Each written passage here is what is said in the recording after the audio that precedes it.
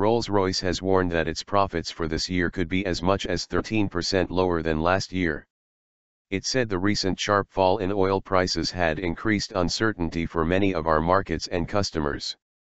Rolls said profits in 2015 would be between £1.4 bn and £1.5 bn, having previously said they would be flat or 3% lower at worst. Underlying pre-tax profits in 2014 fell 8% to £1.62 bn, roughly in line with guidance given in October. Underlying revenue fell in 2014 for the first time in a decade, dropping 6% to £14.6 bn, on lower defence spending and commodity prices. Since we last gave guidance, the external environment has deteriorated in some of our major markets, the company said.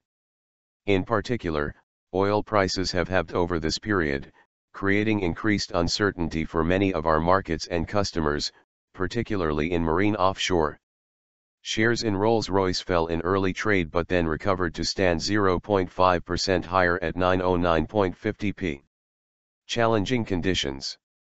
Rolls-Royce Chief Executive John Rushton said, "We have met guidance for 2014 revenue and profit in challenging conditions while continuing to build strong foundations for future growth." He added 2014 had been a mixed year and said the company was taking decisive action to improve its financial performance, which included a major restructuring program.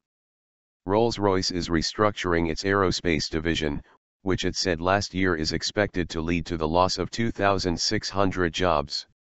By the end of 2014, 545 people had left the company voluntarily. The majority of job cuts are expected to be completed this year. The world's second-largest manufacturer of aircraft engines also closed 5 plants and is in the process of consolidating production in steering gear in Norway.